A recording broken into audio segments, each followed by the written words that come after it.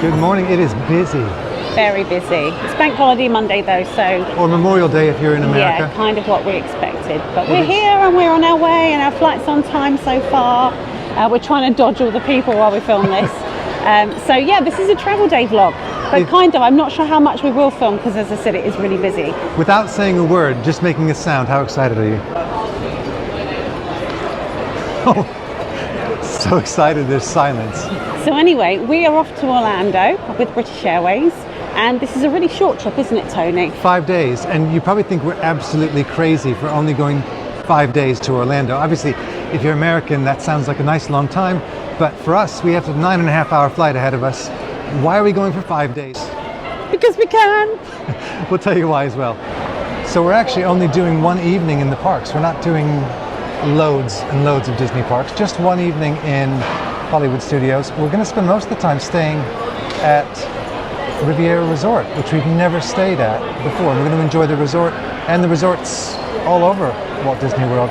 We've got some other things planned. We want to see the drone show because obviously that only opened at the weekend, and we're going to go and do the mini golf, which we haven't done. So kind of the goal of this trip is to do the non-parks thing and relax, enjoy the pool and the outdoor movies and things like that. And I'm kind of glad we are because it's going to be hot.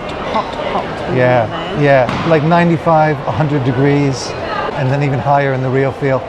It's been a long time since I've felt weather that hot. I haven't lived in Orlando for 25 years, and we've not lived anywhere. But it doesn't matter because it's Disney, and we're going to have a magical time. Yeah, come with us. Also, this is our first time staying at Riviera Resort, which is our home resort for the Disney Vacation Club, which we just joined at the end of last year, but more on that later. We are taking British Airways flight and we will be in economy like I imagine the majority of people are when they travel to Orlando. If you want to see what we get up to, please make sure you like and subscribe. So I'm putting on my Magic Band now in the airport before we go. That might make me a bit sad, but there you go. Also, we're traveling carry-on only for the first time, so we don't know what that's going to be like. So we're not checking any bags. We haven't checked any bags. We've just got these bags that we've got with us. It's probably going to be pretty cool, but we'll let you know. We're off to gate 23, and Beth was saying that we're used to 9+ hour flights. And I was saying that the flight to Copenhagen just a couple of weeks ago, we blinked and it was over. If you haven't seen that video, we'll link it in the description down below. Some of the gates at Gatwick are a fair walk, so if you do have mobility issues or you think you might struggle, I would book assistance ahead of time, as it seems that the long haul flights are always quite a way away and some of the travelators weren't working. So again, if you think you might need assistance, I would say go ahead and book it. Because we use BA quite a lot, we are Bronze Executive Club members, which gives us early boarding, which is really useful, particularly when you've got carry-on bags.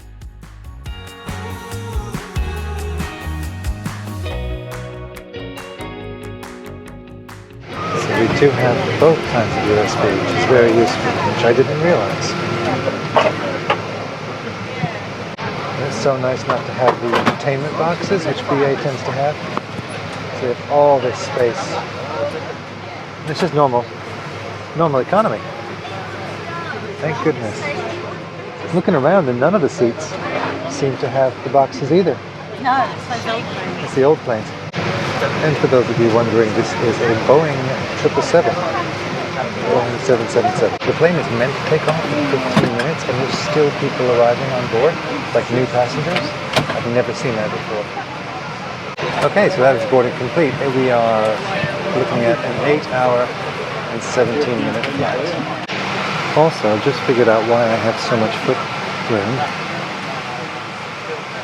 This seat, if you were to sit in it, you'd have one foot here and the other foot here, and so on for that one. So there's only 3 spaces for 4 seats. Lucky those are not occupied this flight.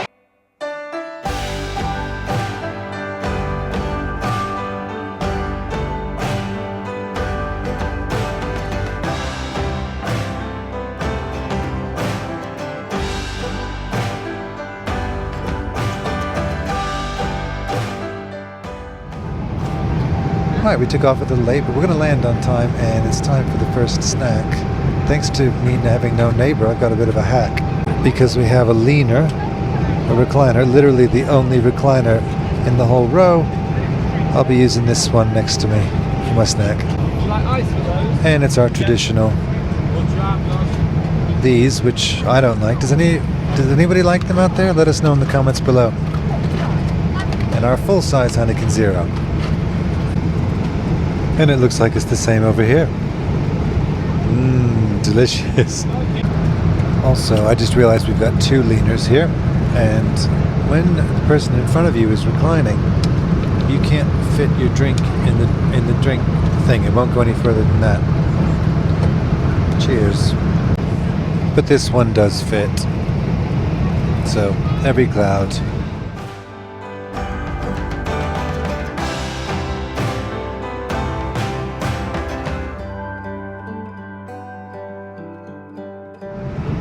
So it's only an hour after we took off, and it's already time for lunch. We have veggie curry or shepherd's pie. I just told Beth those options and she made a face. I think we're both going to go with the shepherd's pie. So it looks okay. But BA, please stop serving this weird quinoa stuff. It's terrible. They took the desserts off. We have a mystery. So they've taken all of the desserts, all the little brown chocolate pots, off of the trays and taken them away. So I don't know if maybe they're out of date, something's wrong with one, or they would run out. They didn't have enough for everyone, so that's why they've done it, because that's happened just before with the pretzels. Mystery. Yeah, I didn't even notice that. Thank you, Beth, our intrepid reporter on the ground. Let's find out what the deal is with the desserts. I'll ask when she comes back around with our Heineken Zeros. Mystery solved. The dessert contains a whole nut, and there's a passenger with severe nut allergy, so they've had to take every dessert off of every tray. Apparently they're going to bring something around sweet at some point to make up for it, but at the moment we have no desserts, just this nasty quinoa looking stuff. And it is nasty, but I'm so hungry I might have to eat it. Shepherd's pie is okay though. The shepherd's pie was really, really good, but as predicted, I am hungry enough to eat the quinoa stuff, or at least try it. So here we go. This is really hard with one hand.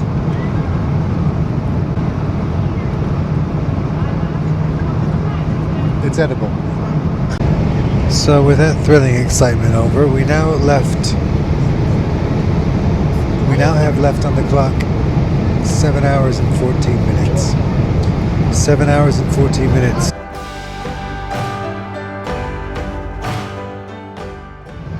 And also this coffee, well, this is a compliment by the way, BA.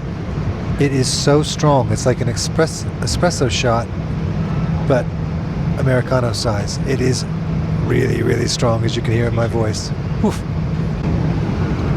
Getting closer, and Beth has another moan. Well, not a moan, just an observation. I think that you definitely get less food on planes nowadays, because every flight we take we are starving hungry. So what do you think? Have they skimped back on plane food?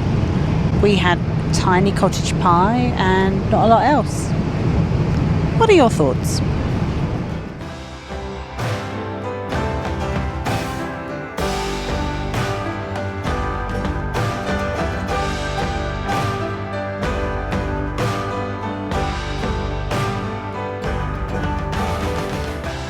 Right, so I have no idea if this is a new thing or not, but I said to Beth that I was hungry and I wish I had more food, further to what she said a minute ago.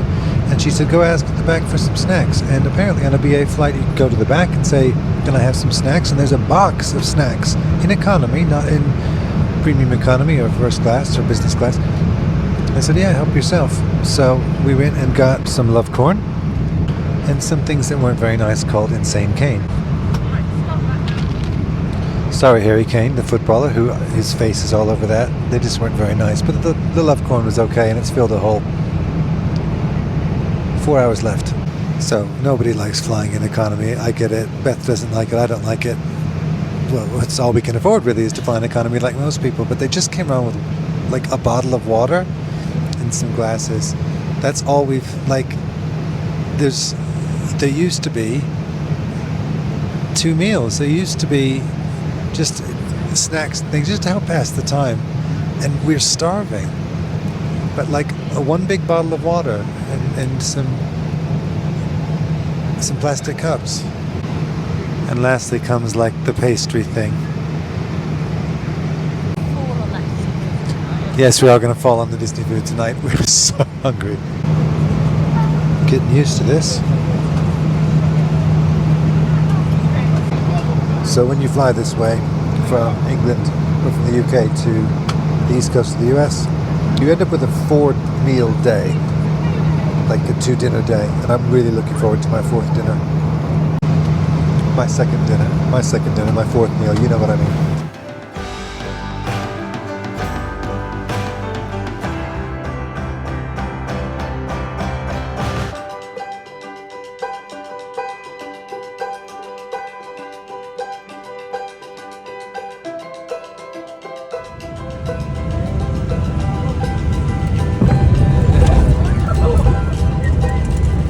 Don't worry, it wasn't as scary as it looked. They just said it was a bit windy in Orlando and so it'd be a bit bumpy as we came down, but the rest of the flight was absolutely fine.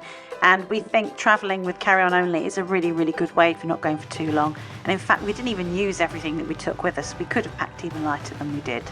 Once you get to Terminal C, again, it is a bit of a trek to immigration and the baggage carousels. So if you need assistance, do please go ahead and book in advance so you're taken care of. It is nice to walk past the baggage carousel and not have to wait for your bags, and the immigration queues were not very long. We are Avis preferred customers, so our keys and our car were right there waiting for us. We didn't need to put in any paperwork. That was so easy. Now to find our car. We always use Avis whenever we hire a car in the States, as they don't try and make you take on any extra add-ons. They do offer us the toll pass, but we turn this down and always pay cash for tolls.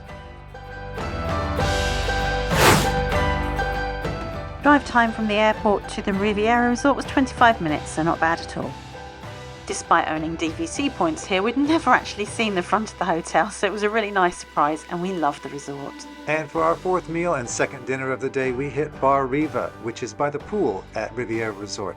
This was some of the nicest food we've ever had on Disney property. The burgers were fantastic, and the fries, the truffle fries or the Parmesan fries, were the best fries I personally have ever had. The pasta was also really great. In fact, we didn't have a bad meal the entire time we stayed here at Riviera. One of the traditions at all Disney resorts is the campfire, where you can toast marshmallows and make s'mores over an open fire. So despite it being hotter than the sun, we decided to do this as we had some time on our first evening. I really recommend doing this. I thought it was all free. They are free. If you want the s'mores, you have to pay for them. I don't think there's a DVC discount because I think everyone here is DVC. Yeah, Pretty much. One s'mores kit. What do you think?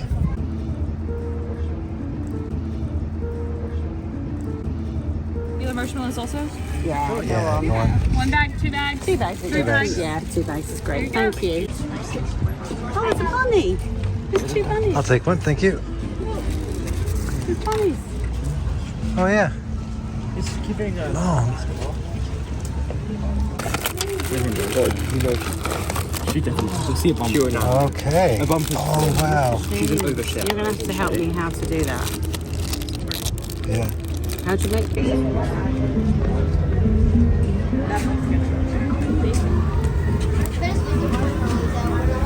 When do you know it's done? It starts to turn black. Or like brownish black. Yeah, I don't want it to like fall in. And then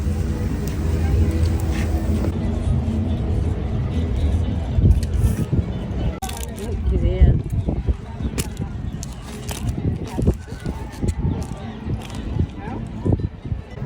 His what little ear happened? broke off. Oh no. It's okay. He's happy. I'm not gonna. Cheers. To find out what we get up to in the 5 nights we have here at this wonderful resort, don't forget to like and subscribe. It really does help the channel. So we hope you'll join us again soon.